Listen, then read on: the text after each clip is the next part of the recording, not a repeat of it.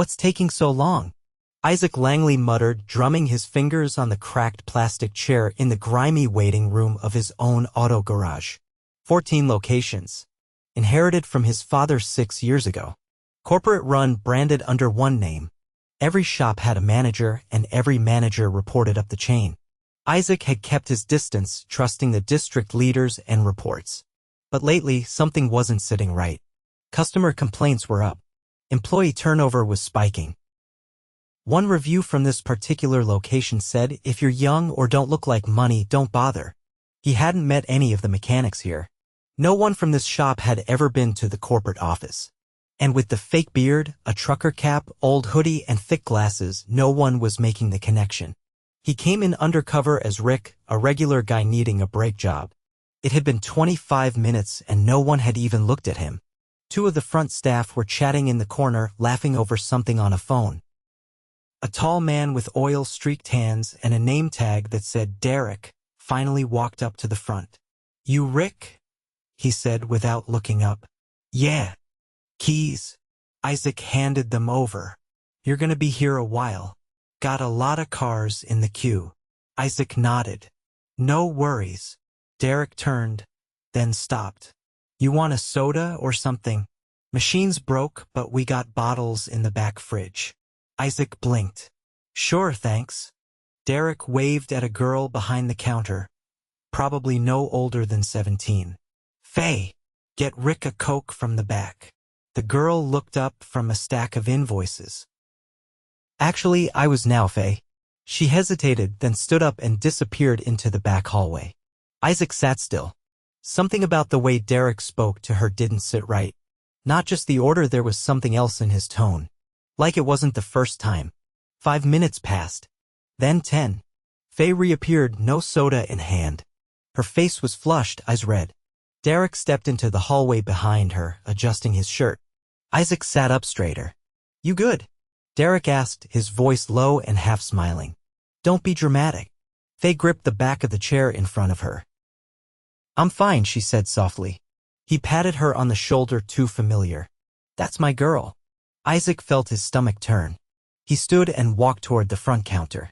"Hey, what's the ETA on my car?" Derek didn't even glance at the computer. "Could be 2 hours. Maybe 3. Like I said, lot of cars." Isaac nodded slowly, eyes locked on Faye. "That normal?" "What? Sending her back there to grab a soda? Taking 10 minutes? Derek narrowed his eyes. "You got a problem, man?" Faye looked away. Isaac didn't answer. He just returned to his seat. He needed to see more. One moment wasn't enough. This needed to be real. Over the next hour, he watched Derek bark orders at Faye, make her lift heavy tires by herself, then laugh when she struggled. Another mechanic, a shorter guy named Travis, seemed uncomfortable but didn't say anything. Neither did the other front clerk. At one point, Derek walked past her, leaned in close, and whispered something in her ear that made her freeze. She didn't respond, just nodded and kept sorting parts. Isaac had seen enough. He walked to the front. "Actually, I'm gonna need those keys back. I'll take my car somewhere else." Derek frowned. "You're already in the queue."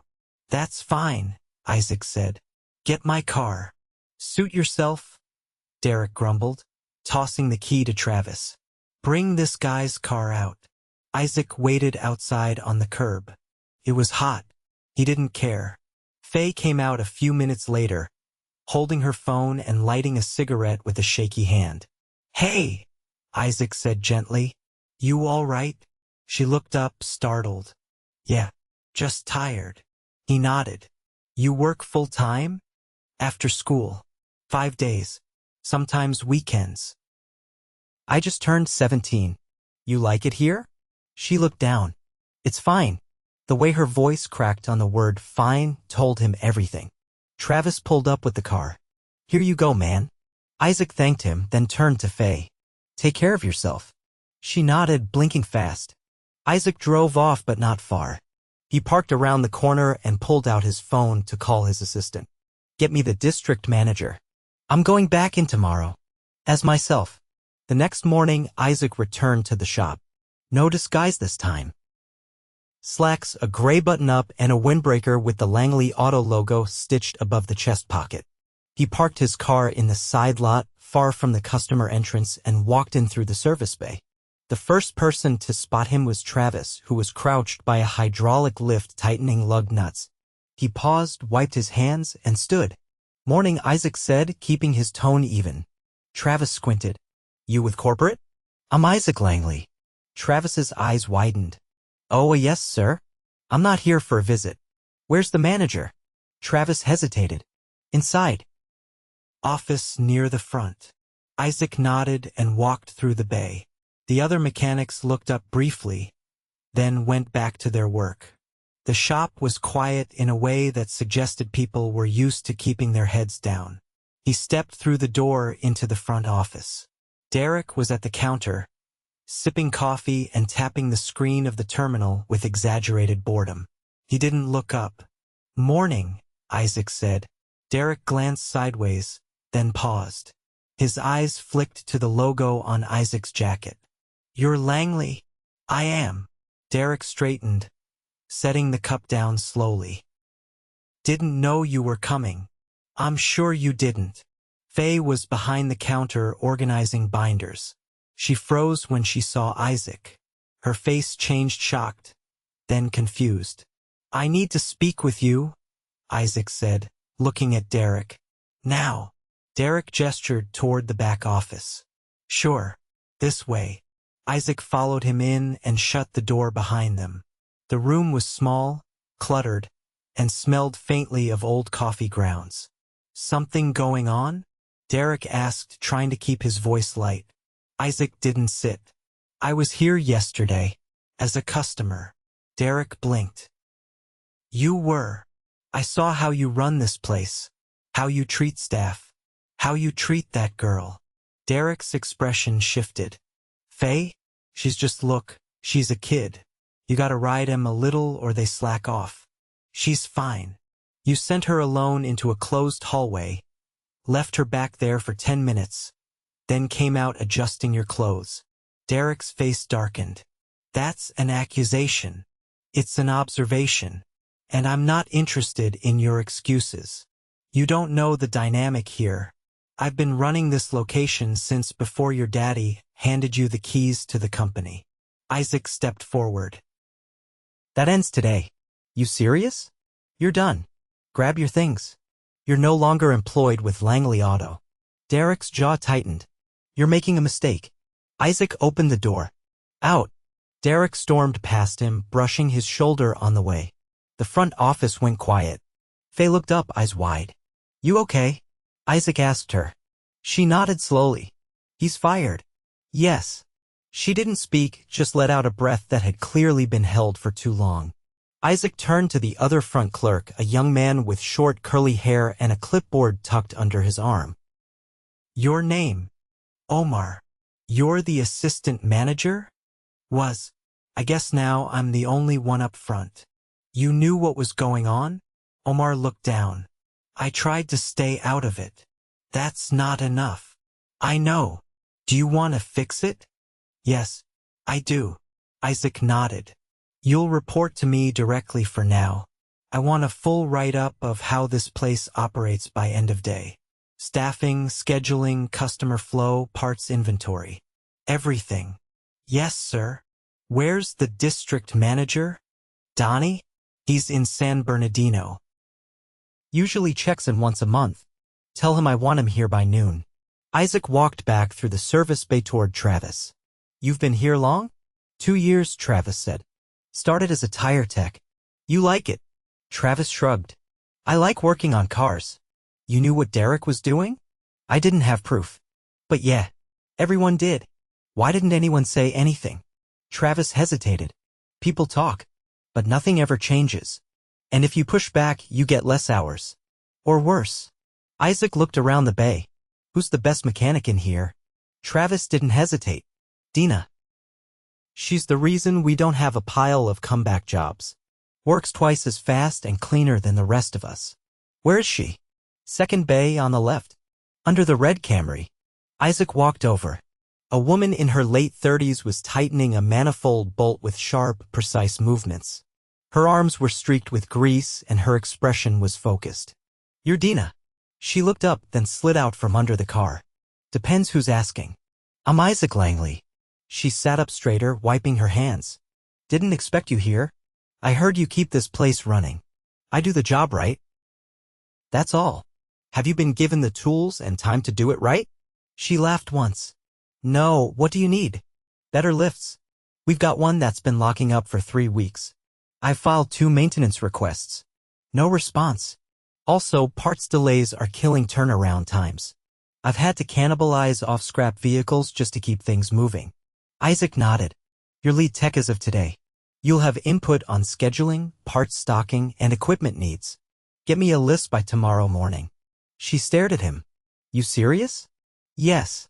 "What about pay?" "That'll change too. Starting today, you're bumped up 10%. More if the numbers support it after review." She stood fully now. "All right. Let's see if you mean it." Isaac turned back to the front where Faye was re-shelving a stack of manuals. "Faye," he said gently, "can we talk?" She nodded, setting the books down. They stepped into the break room. It was small, with a stained microwave and a vending machine half empty. She sat on the edge of a chair, hands folded. "I want to ask you something," Isaac said, "and you don't have to answer if you're not comfortable." "Did Derek ever touch you?" She shook her head quickly. "No. But he made me feel like if I didn't go along with things, he could make work worse. Or drop my hours.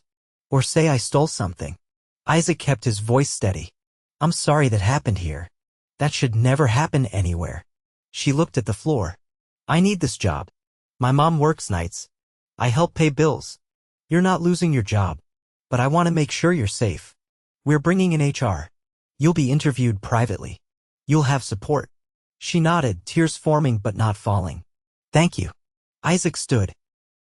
"Take the rest of the day off. Paid. I can stay. No. Go home.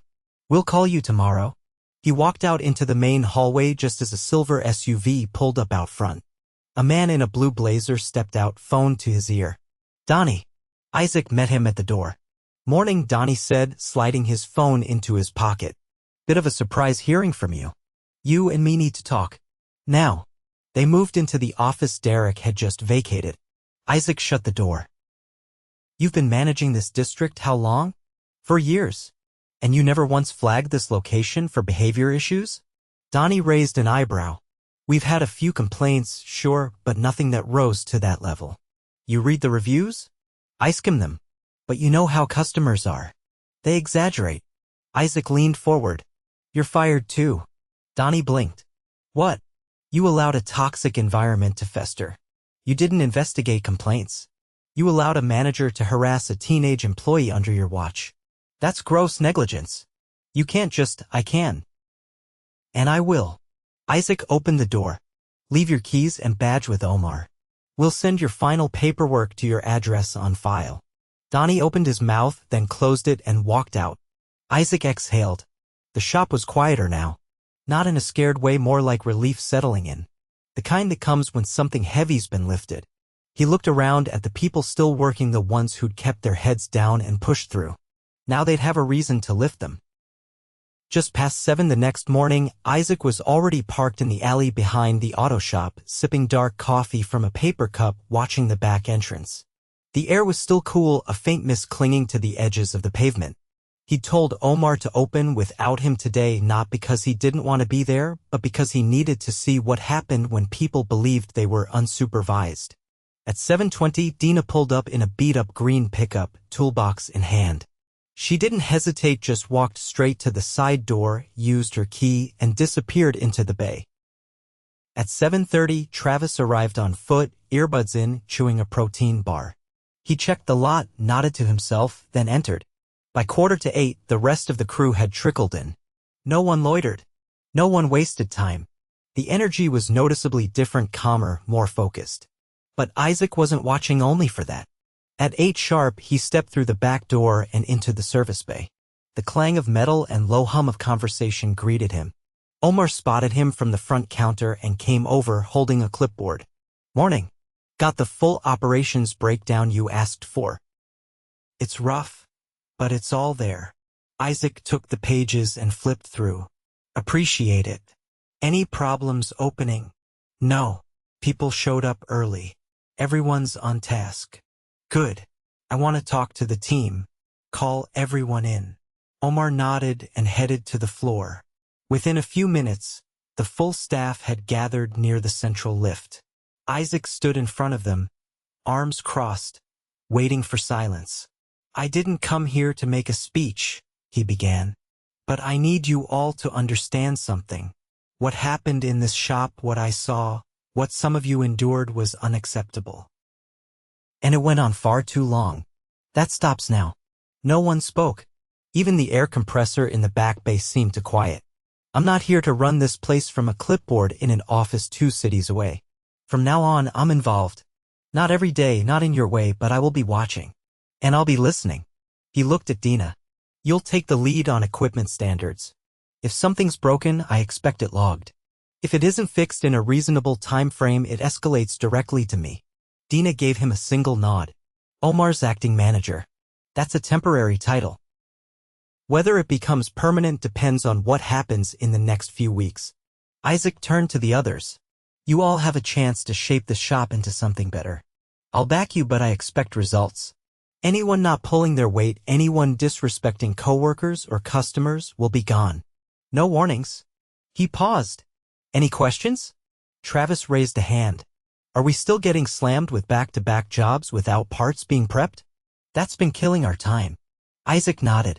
That's being reviewed. Starting next week, we're piloting a pre-pull system. You'll get early access to job cards for the day so you can stage parts before the rush hits. A faint murmur of approval passed through the techs. When no one else spoke, Isaac waved them off. Back to it. As the crew dispersed, he pulled Omar aside. Show me the numbers. I want to understand how this place has been surviving. They headed into the office. The reports were a mess. Invoices missing dates, duplicate entries for routine oil changes, parts charged to wrong vehicles. One line item showed a serpentine belt billed to a customer twice identical date and labor. Isaac stared at the page. Who processed this? Looks like Derek. Did the customer complain? No. Probably didn't notice. Isaac tapped the page. We're refunding it. And I want you to run a full audit on the last 90 days. Flag everything suspicious. Omar hesitated. I'm not trained on audits. Then I'll send someone from corporate. But I want you to oversee it. Omar nodded slowly. All right. I'll do it. Isaac stood. Where's Faye? In the back. She came in early. Said she didn't want to fall behind. Isaac stepped into the parts room. It was cramped, floor-to-ceiling shelves, mostly organized but clearly overdue for a proper reset. Faye was perched on a stool, entering inventory into an aging desktop computer, her hair pulled back, sleeves rolled high. She looked up. Mr. Langley. Just Isaac is fine. She returned a small smile. Okay. You didn't have to come in early. I wanted to. He gestured toward the shelves. You know this system well? I've been managing parts since January. Derek didn't want to do it, so he dumped it on me. You ever trained on the software? Not really. I figured it out. Isaac nodded. I'm pulling you off parts. Her smile faded. Did I mess something up? No. You've been doing a job meant for someone twice your age with no training. That's not fair. You're 17. You shouldn't be carrying this load. She looked down. But I need the hours. You'll still get hours. But you'll be reassigned to customer support and light shop assistance. No more late nights. No more inventory oversight. And I'm bringing in a full-time parts manager. Faye folded her arms, processing. I don't want to be treated like I can't handle responsibility. I can. Isaac paused. I believe that. I'm not pulling you back, I'm putting the right people around you so you don't burn out. You want to grow here? She met his eyes. Yeah. Then we'll build a path for that. But it has to be done right. She nodded slowly. Okay. Isaac left her to finish up and stepped back into the front office, where a man in a button-down shirt and khakis was standing near the counter, glancing around uncertainly. Can I help you? Isaac asked. The man extended a hand. Name's Anthony. I was sent from corporate. HR said you requested on-site support. Glad you're here. We've got staff who need debriefing, and I want every employee interviewed one-on-one. Start with Faye. Anthony nodded. Anyone I should be aware of? All of them, but especially the ones who never spoke up. I want to understand why. Isaac returned to the bay to find Dina kneeling by a lift control panel, screwdriver in hand. That the one that's been acting up? Yeah. Lock relays sticking. I can bypass it for now, but the unit's overdue for replacement. I'll approve it today. Send me the model number. She glanced up. You're really not just visiting, are you? No, she stood. Good. 'Cause if this place is gonna work, it needs more than rules. It needs people who give a damn. I agree. As the day wore on, Isaac stayed. Not hovering, not inspecting, just present. He helped Travis move a transmission, carried coffee to the front counter, spent 10 minutes explaining invoice corrections to Omar. He didn't make announcements. He just worked alongside them. At closing time, the crew gathered again, this time more loosely, some still in coveralls, others half out the door. I'm not going to be here every day, Isaac said, but I want this place to be better when I'm not around. That's on all of you. Travis raised a hand. You still gonna fix the vending machine? Isaac raised an eyebrow. That's what you're worried about? Man's gotta eat, Travis said. Laughter spread through the group, light and real. Isaac smiled. All right, vending machines on the list. As the crew filtered out, Dina stayed behind, wiping her hands with a rag. You're not like your father. No, he never would have come here. Isaac didn't respond. He just looked out over the empty shop floor, fluorescent lights humming above them. Then I guess I'm where I should be. A week later, the air in the shop felt different. Not louder, just more alert, focused. Isaac had spent each of the past 7 days on site, not as a figurehead but as a working presence. He rotated through departments, shadowed customer calls, and sat in on the HR interviews as an observer. It wasn't about micromanaging, it was about knowing, about seeing without filters. That morning, he arrived just before opening, unlocking the bay door himself.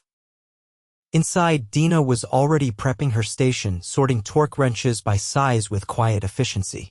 You open today? He asked.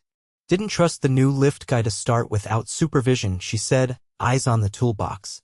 He's green. Eager but green. Let me know if he's trainable. He is.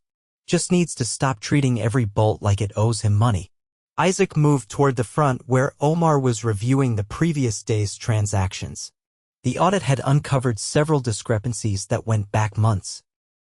Nothing criminal beyond Derek's double charges, but enough to show a pattern of sloppy oversight.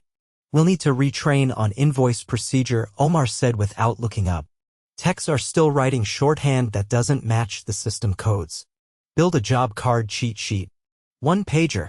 Hang it up in the bay. Already started. Isaac leaned over. And the refund queue? Completed. Every customer affected got a call and a refund to their card. Some didn't even remember the issue, but they appreciated the honesty. Good work. Just then, a customer entered through the front door, middle-aged woman. Well-dressed, frown already in place. She walked briskly to the counter. I dropped my car off yesterday. Said it'd be ready by this morning. Is it? Omar pulled up her ticket. Corolla, right? Brake pads and rotor resurface. Yes, I have to be at work in an hour. It's ready. Let me get the keys. As he stepped away, the woman glanced at Isaac, then turned back toward the waiting area. Faye was there, wiping down the coffee table with a cloth. The woman's voice lowered, but not enough. That girl still works here? Isaac froze mid-step. Faye looked up. She's the one who took my intake, the woman said. Didn't know what half the terms meant. Barely spoke above a whisper. I was tempted to walk out. Faye set the cloth down, her hands still. Isaac stepped forward. Ma'am, I'm the owner. The woman turned fully. I'm just saying, when I go to a shop, I expect to speak to people who know the business, not children. Isaac didn't raise his voice. She's qualified. And she's learning more every day. If you have a concern about your service, we'll address it. But if it's about how someone looks or how old you think they should be, we won't entertain that. The woman blinked. I didn't mean you did. And I'm asking you to be more thoughtful. She works hard. She's here early. She does her job with respect. I expect the same from our customers. Omar returned with the keys. Car's out front. We comped the labor charge for yesterday's delay. The woman hesitated, then took the keys without another word and left. Isaac turned to Faye. You okay? She gave a small nod. I don't want special treatment. That wasn't special treatment. That was basic respect. She returned to her task without another word, but her shoulders were straighter. Later that afternoon, Travis approached Isaac near the parts shelf, holding a work order. Got a weird one. Brake fluid flush on a Civic. Dina says the master cylinder looks new, but the ticket says it's original. Isaac glanced at the paper. Who wrote it up? New guy. Alex. Isaac found Alex in the back, organizing tire inventory. Hey, Isaac said. Got a minute? Alex stood, brushing off his gloves. Sure. You wrote up a Civic for a flush. Said the master was original. Yeah. It's a 2018. Figured it hadn't been done. You checked the part? No. Just assumed. Isaac nodded. You can't guess. Guessing leads to bad work, or worse, unnecessary charges. Understood. Pull the car, inspect the component, then revise the ticket. And don't sign off until Dina clears it. Alex nodded quickly and headed for the bay. Across the shop, Anthony, the HR representative, emerged from the break room, clipboard in hand. Finished the last interview, he said. Some patterns you should know about. Go on. Most staff felt they couldn't speak up because of how Derek ran things. There was a culture of don't ask, don't push.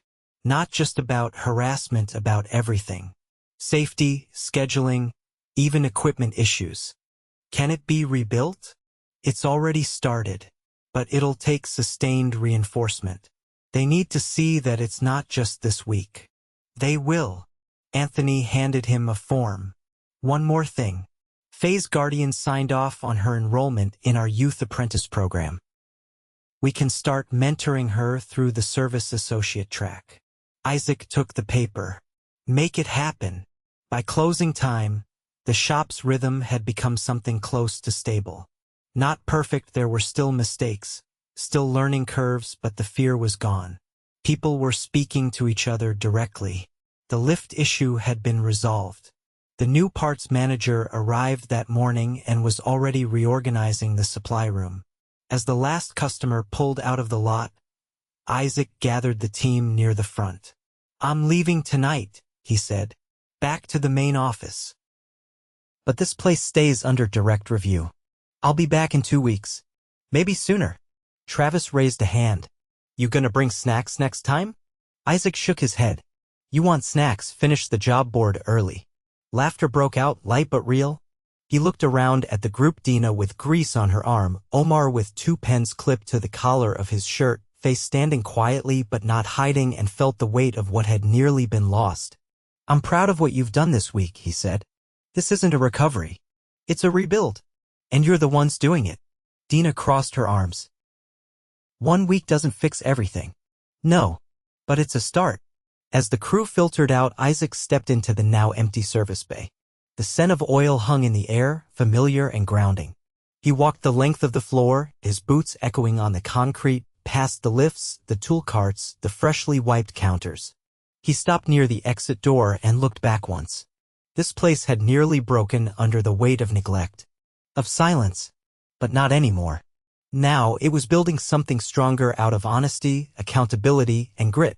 And Isaac Langley would never look away again.